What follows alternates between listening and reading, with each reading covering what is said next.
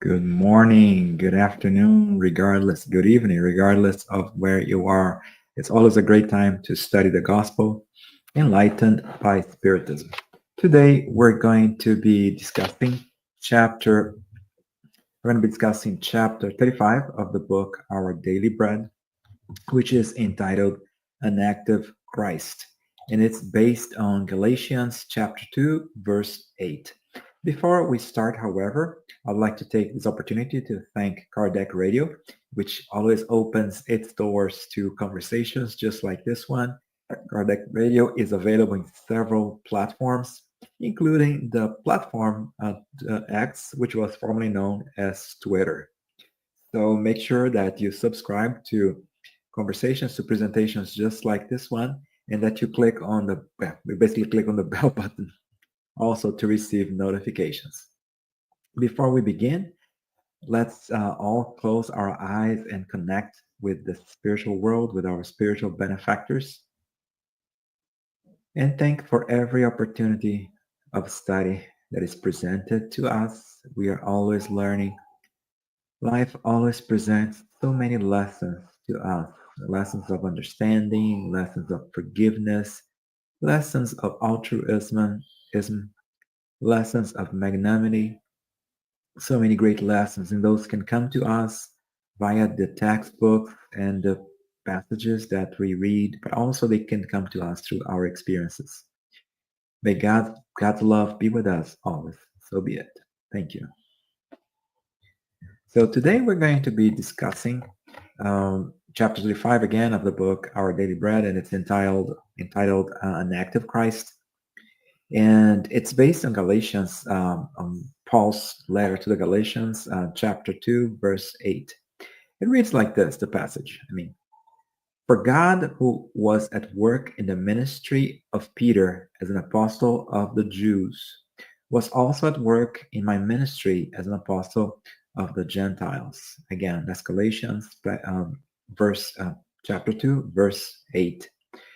There's a very interesting story behind it. So basically, Paul, formerly known as Saul, so Paul the apostle, had a mission with the Gentiles, basically with those individuals who at the time were not identified as being Jewish. And uh, Simon Peter had stayed behind, and he was tending to those individuals who were formerly Jews and now had been recently converted to Christianity. Sometimes there were conflicts of understanding and conflicts of the mission. Paul here indicates to us that regardless, the mission is so big, in this case, the dissemination of Christianity, that regardless of what people did or what anybody did, regardless of the belief system and the ideologies, as long as there was enough work to be done by everyone.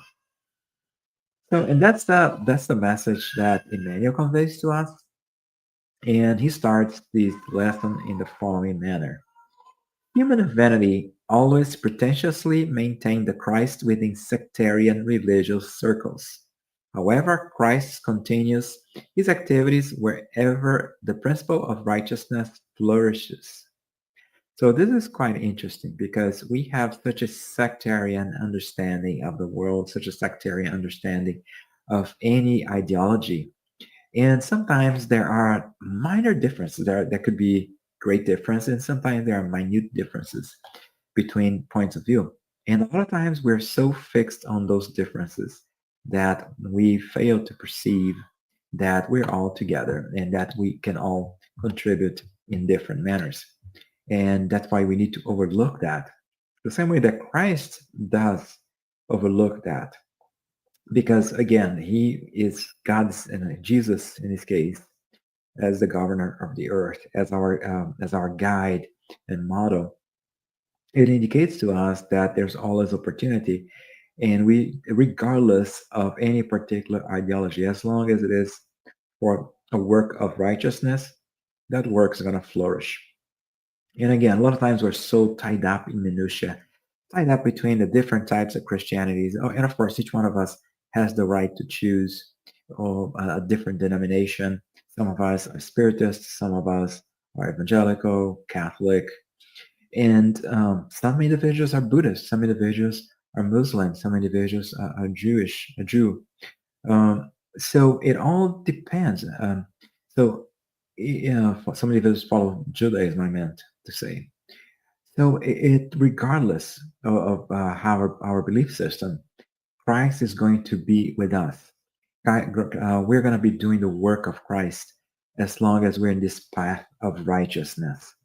And even an individual who is an atheist, Jesus does not need anybody to believe, to follow. God does not need anybody to believe. You do not have to believe in God to follow the path of righteousness, to be a righteous person. And this is very important. That's a very important detail, again, for all of us that are always looking at each other's, at our differences as compared to others, as opposed to the points of synergy. Emmanuel continues here indicating that within all the avenues of terrestrial evolution, in sanctuaries and in academies, we see the presence of restless beginners, the false believers, and unfortunate fanatics who light the spark in the bonfire of opinions and maintain them. And in spite of this, men of true faith come forth surging sacred vehicles of the active Christ. And again, we see this mention of active Christ. Why is it? Because Christ always endorsed activity. Christ always endorsed action. So for us to spend so much time and energy looking for divisions, looking for points of contention, that takes away from, again, the time and the energy that could be invested in doing work for the prosperity of the soul, for the evolution, for our evolution, and for the evolution of others as well.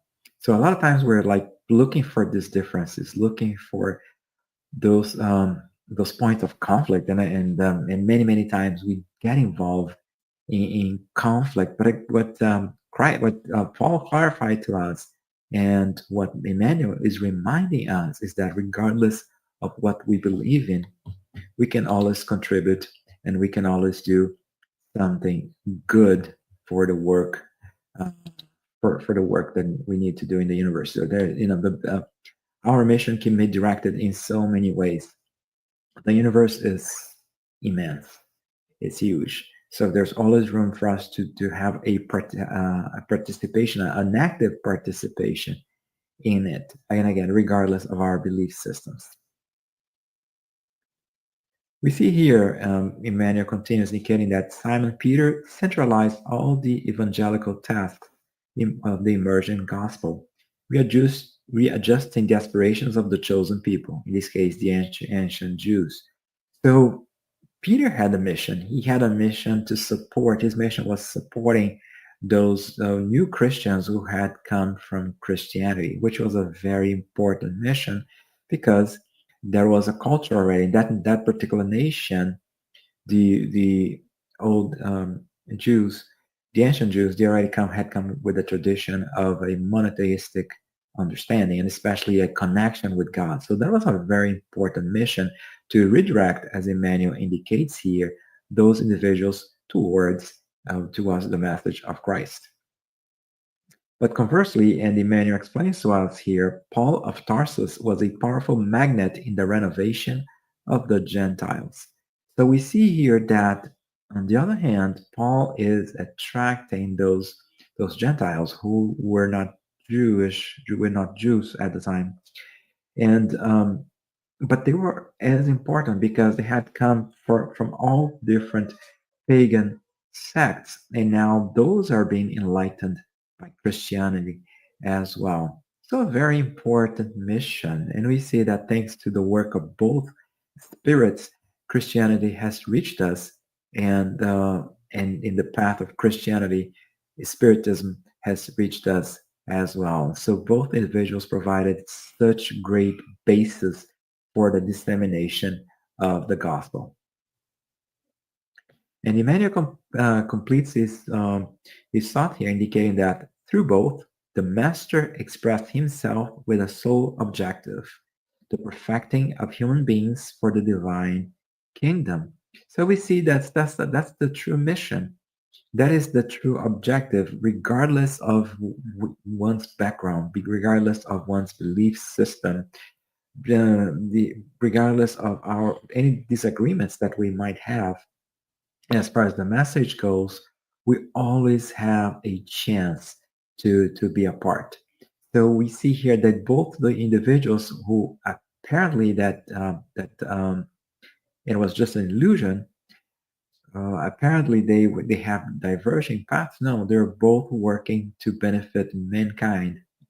They're both working towards the same goal, using going through separate paths to disseminate Christianity and to allow the message of Christ to reach all of us. So Emmanuel indicates to us that it is now time to recognize the light of those eternal truths. So we see here, it's time as we mature, the same way that when we were children, we were bickering about very inconsequential matters. Those differences are in the grand scheme of things. Those are inconsequential as well, because again, we are here to evolve, to become better spirits, regardless of our belief system. Each individual has a belief system because that is the most appropriate for her or for him. So we should respect others and understand that everybody has a mission, regardless of what they believe in or what they do not believe in. Emmanuel clarifies here that Jesus continues to work and his an infinite mercy is revealed wherever love is erected toward the supreme ideal.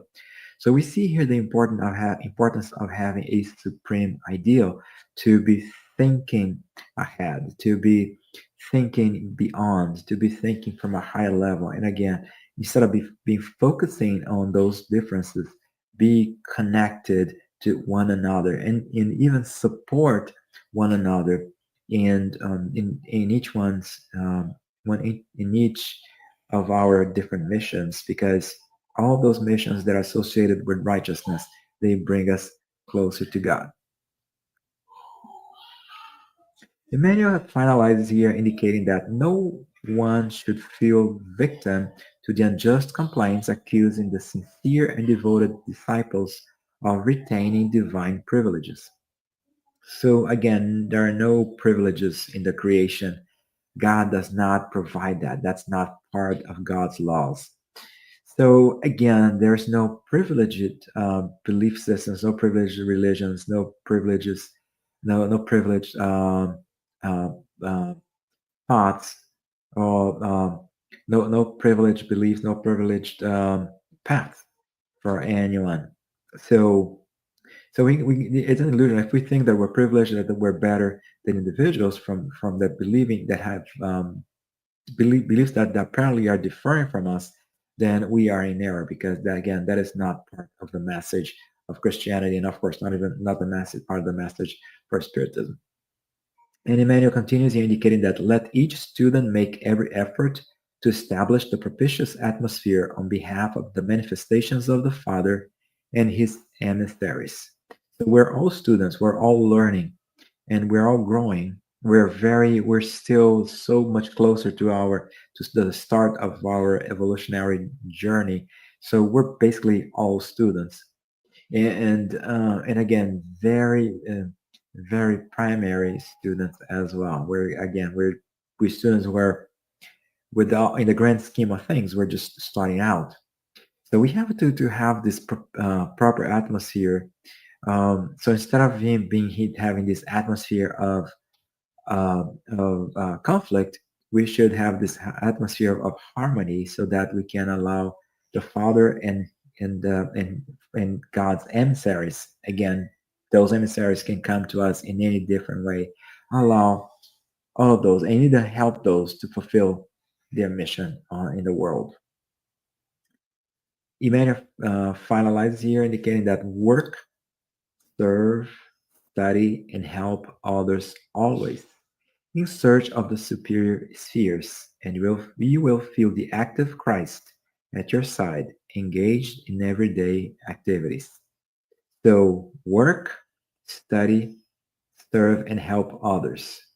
So work, be active in the universe, study, always learn. There are always opportunities for us to learn about anything, about the gospel, about about nature, about the universe, and especially about ourselves.